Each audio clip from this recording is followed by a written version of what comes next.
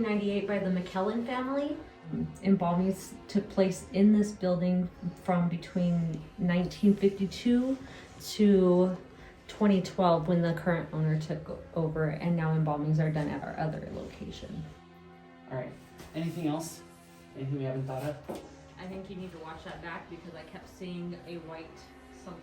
Okay. When the moth flew by, I also saw something else. Yeah, my phone did go off, but it only went off for like a brief second. Are you ready? Always. Season 3? Season 3. What are your thoughts? Interesting. Haunted? Maybe. Hoax? Could be. Let's find out. All right.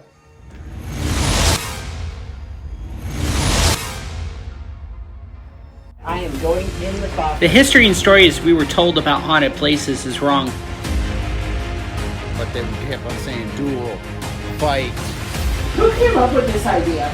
Myself and my co-investigator, Steve Johnson, have nearly 20 years of accumulated experience in the paranormal field. There's untold stories across America of haunted places. We're going to investigate these stories, locations, and sites. And these are the best photos of Dorothy that have ever been. Their secrets and science to find the stories that should have been told. Sometimes haunted places are not what we've been shown. This is Longhorn Paranormal. Over the last 20 years, I've had the opportunity to investigate some of America's most haunted places, from gold mines to haunted hotels to even the underground.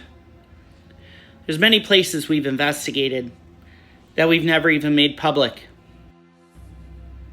But this location, when Nicole or Rhonda reached out to us and said, "You need to come to my funeral home," it captured me.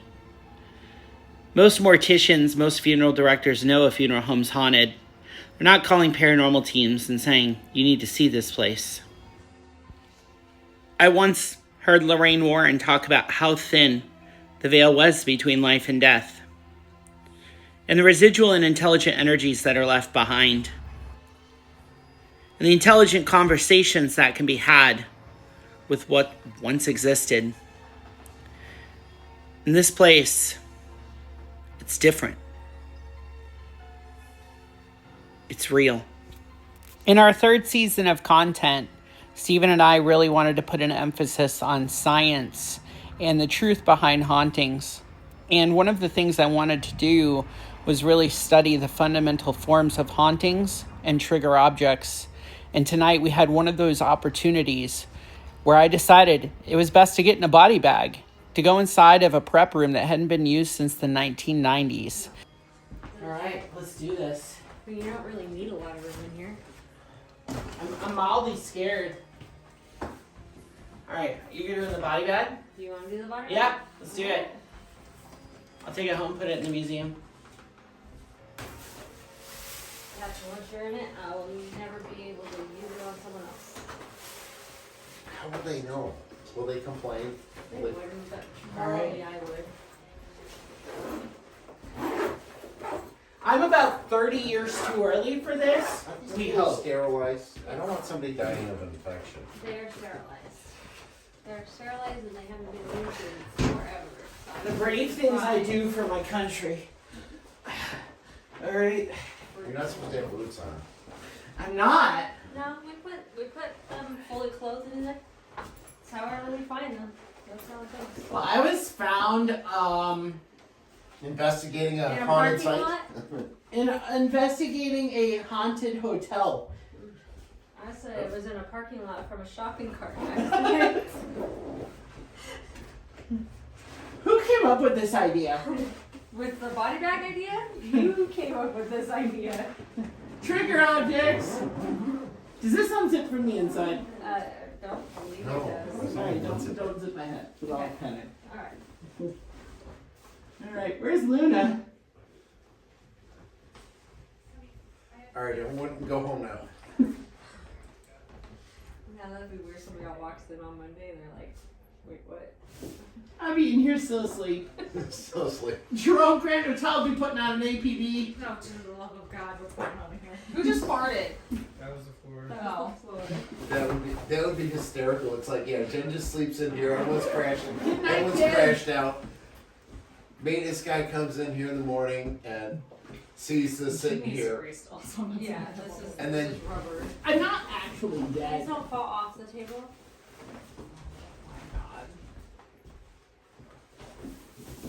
We'll stand on this side, that way if she rolls too far, I could be like, no. Yeah. Do you want to turn on the spirit box right now? Yeah. When we do this? Might be loud, I'm not sure, so sorry. That's good.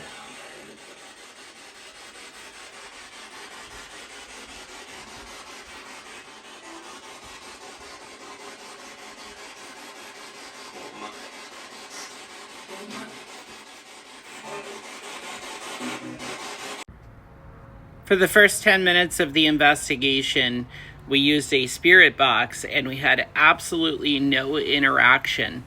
We decided to switch over to Necrophonics and see if we could get a reverb reaction, and we had a lot of success with this.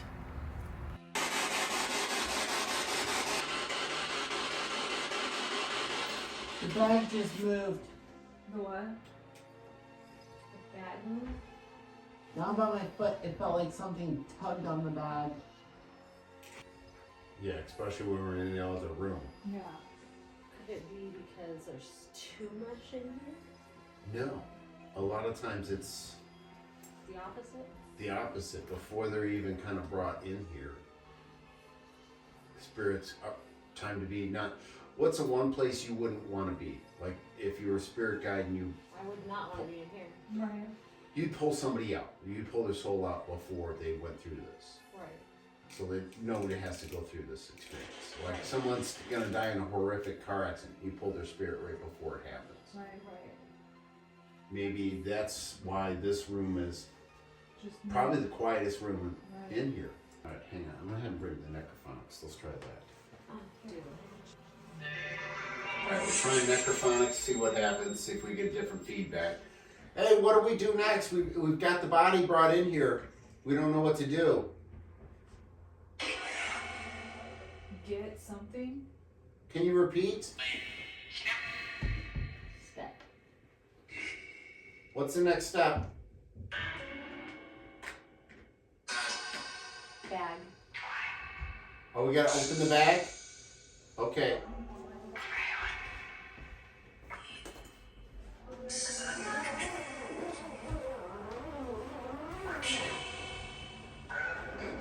Did it say prepare? Open. No, I keep hearing stuff. No, something tapped on that door. Yeah, I keep hearing it. What do we do next? Approach. Let's say approach. Well, what do we do now? They're dead.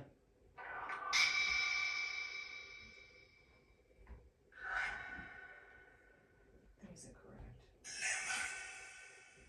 Lemon? I don't think lemon's gonna help. As we were investigating, Lemon comes through on the Necrophonics. Initially, Steve thought nothing of it and I didn't hear it.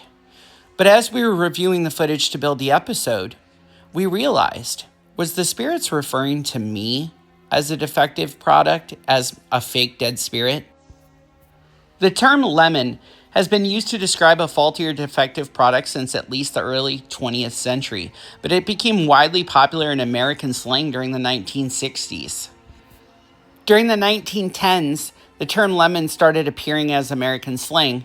From the 1930s to the 1950s, it was used casually to describe anything that didn't live up to expectations. And in the 1970s, the U.S. began introducing lemon laws, which were laws to protect consumers from defective products or cars. Is it possible these spirits were calling me out for not really being dead, or being a lemon, a fake death, on the table?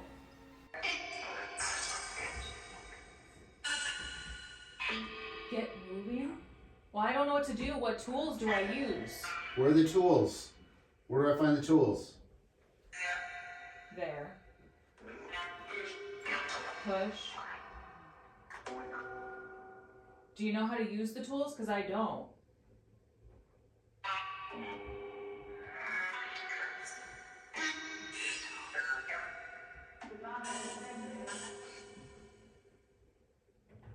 say about your mom? Your mom something? I said embalmed, not your mom. Embalmed. Oh, that's true.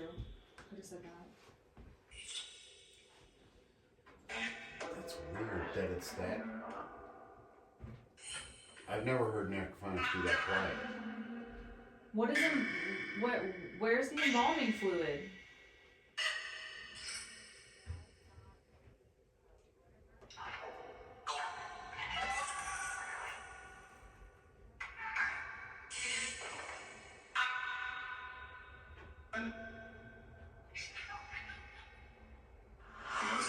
Am I just supposed to burn her? Do we wrap her in tape?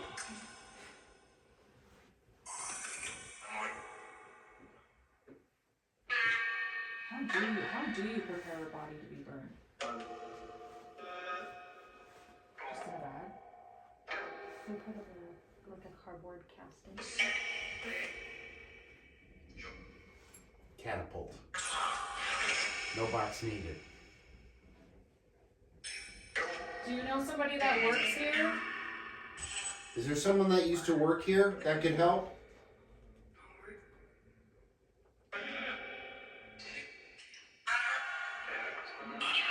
We need a mortician.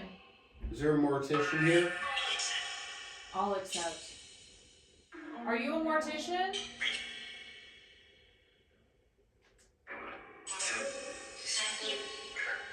Sure. I think you should try to see if you can make contact with Richard. During our interview with Nicole, she mentioned Richard Rogers, a funeral director and owner who had just recently passed away. And with the mentions of a funeral director being here, we thought this was the perfect time to ask if Richard was here. We also had a family that lived downstairs while they ran the funeral home upstairs. And that family was here until about 1987 when Richard Rogers took it over. Embalmings took place in this building from between 1952 to 2012 when the current owner took over, and now embalmings are done at our other location. Richard Rogers was the funeral director here. He was from an LDS family. He was the brother-in-law of the Justice of the Peace in the area, and he just recently passed away on September 18th. Is Richard here? Nicole, you ask him questions, see if he'll come through. Hey, I'm an intern mortician. I need help. Is the old funeral director here?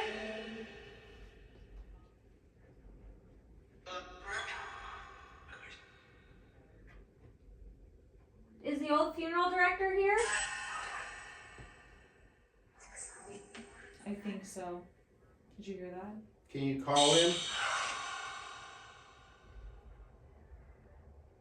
I don't know what tools to use.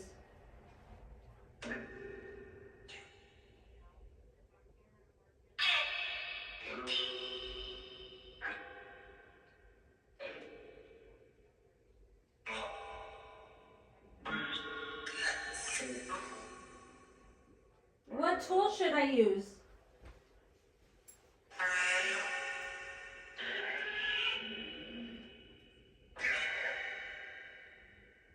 As Nicole is asking what tools to use, on the Necrophonics, it comes through with the word trocar. This is so unbelievably profound. One, this is not a common word. And two, the trocar is a medical instrument that's used in funeral homes in the embalming process for busting up organs. It consists of a sharp pointed metal tip enclosed in a hollow tube, allowing morticians to access the body cavities and bust up these vital organs before they go on with the either burial process or embalming processes. We consider this to be an intelligent response to our line of questioning. 100.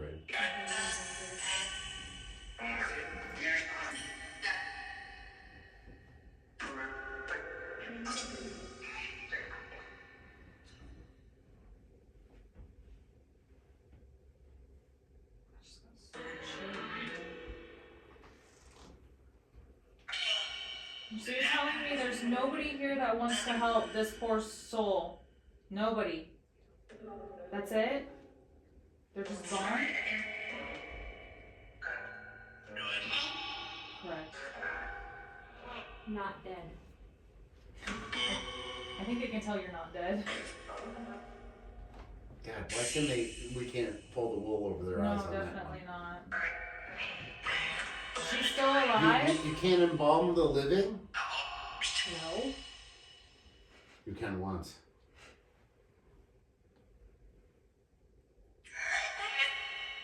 She's still alive? Are you asking? Did you hear that? Are you asking? Yes. Is she still alive? What's her name? That's like cancer.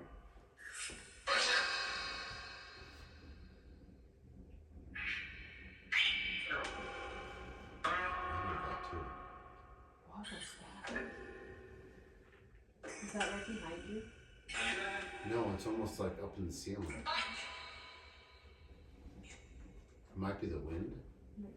How did she die?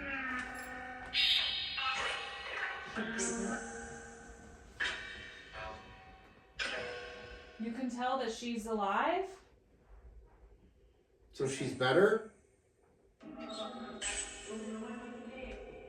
So she's better?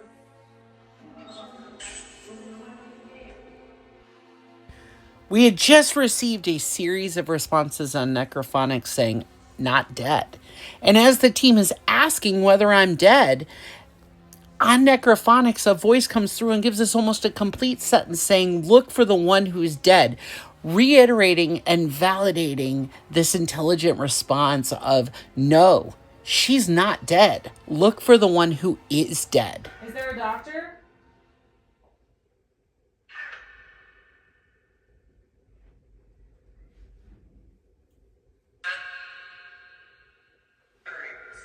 Hurry.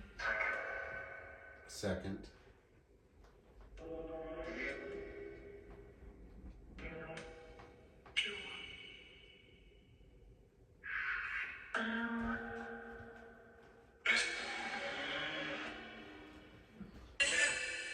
So what should we do now?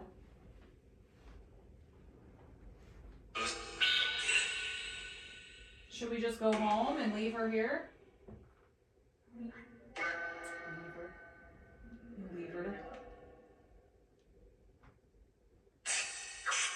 The bag just moved. The bag's moving, yep, I saw that. It literally just moved. It actually looked like it lifted up a little bit. It did, that was crazy. It's at this moment we all witnessed the body bag move. Unfortunately, the camera and the angle did not catch it. 5 cameras in the room, and not a single camera captured this moment as multiple people witnessed the body bag move on its own. Did you touch the bag? Do you want her to get out of the bag? Take 2 steps back. Do you want her to get out of the bag? Yes. Can you move it again for us? That was really helpful. I want to point out I haven't moved for 1 inch. No, I know you haven't. I saw it move.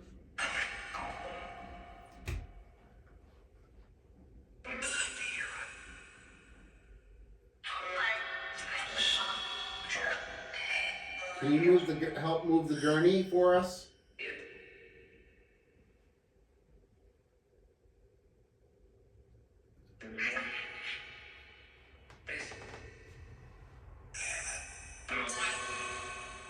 Is there a heaven?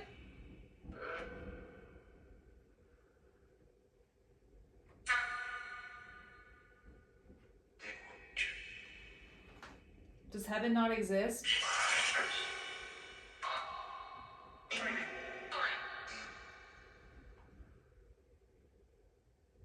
There's the bag creaking without Jenn moving. I'm looking at her feet.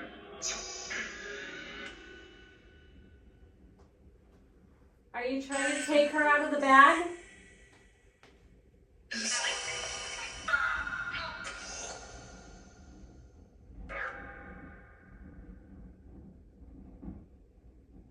Yeah, that's the one.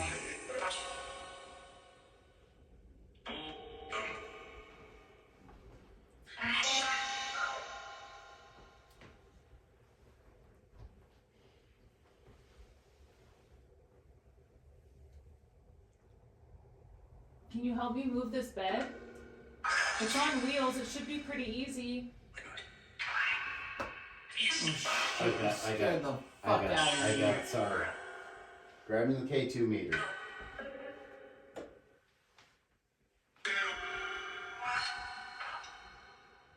Can somebody please help move this bed? I don't think I'm strong enough by myself. She's heavy.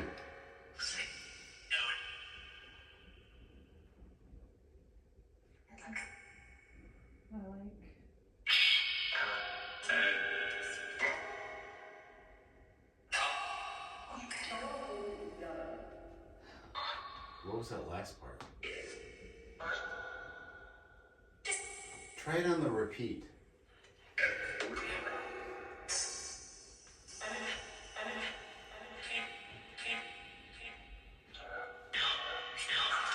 Sarah?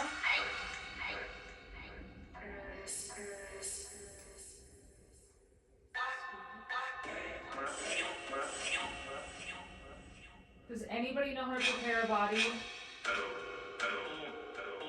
Nicole? Yeah, I literally just said your name. That's fine. Anybody know how to do it? Yeah, she does. Is there a mortician here? She's off shift. She can't do it after midnight.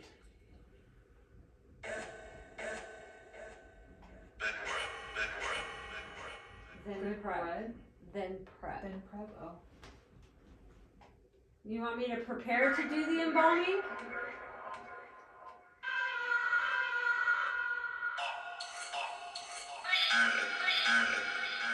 Attic. What is it with the attic?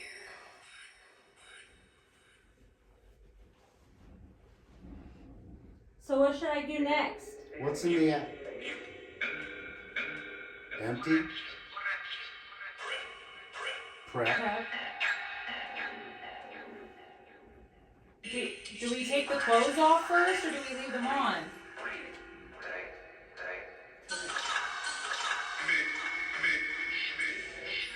But it's cold in here.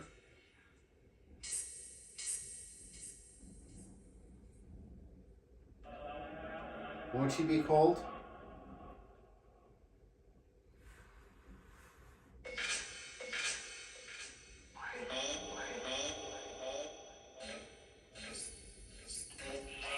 What is that? The bag is moving. Yeah, my battery's gone.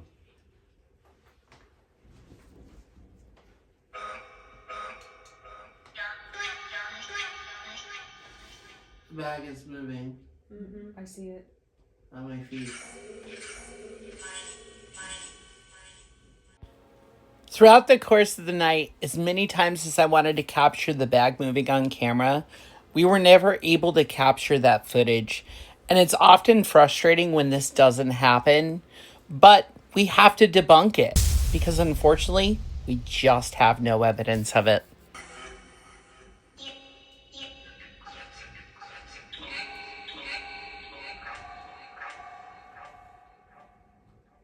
Who is in the bag?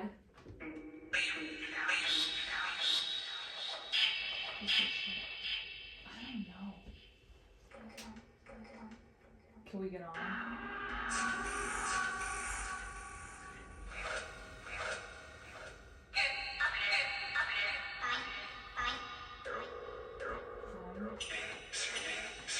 Do we drain her blood? Where does the hose go? Drip. Does it go on the floor? This sucks. I heard sucks. Where's the drain? Where is the drain? There's a hose. I don't know where the hose goes.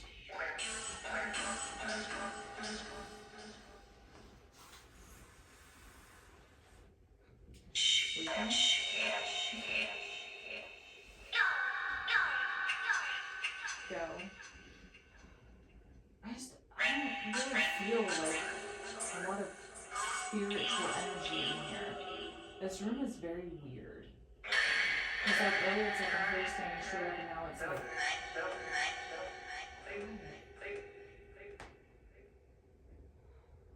so I guess nobody wants to help. That's it? You guys just give up? You guys are tired of talking to us?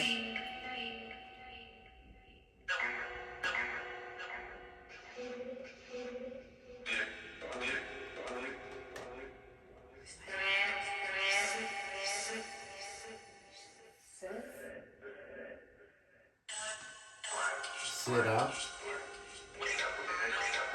Wake up. Wake up. Coughing. That was weird. I literally just said wake up. Wake up again.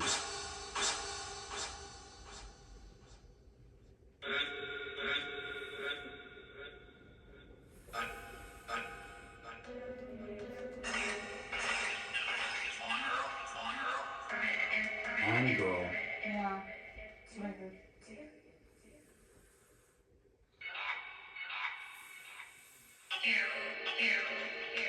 Airway. There's that airway again. It's the third time it said that. Remember downstairs in the basement? It said breathe air. Like twice. Now it's saying that again. Can she not breathe?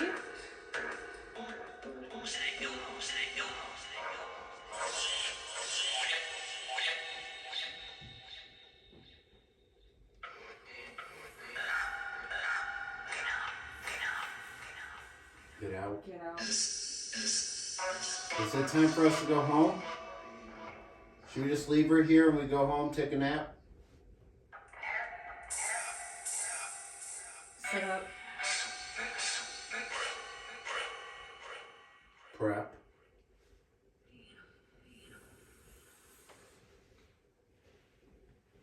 I wonder what would happen if she sits up. If we would get a response. I mean, I keep saying just sit up.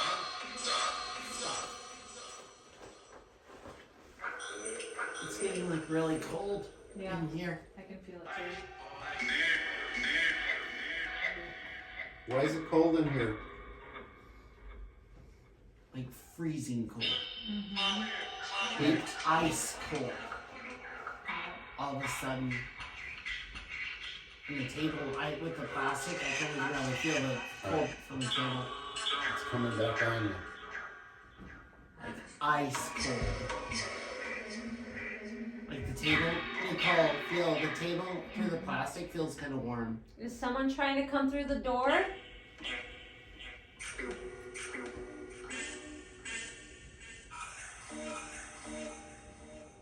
Who's trying to open the door?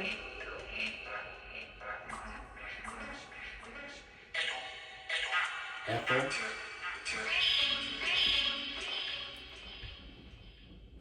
Did somebody just move the table? Nope.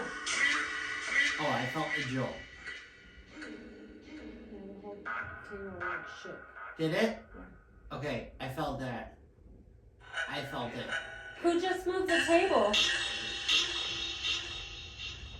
Did someone just move the table for us?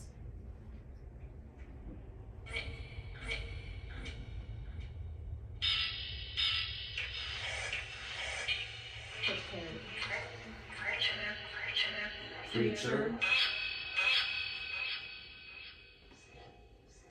Same.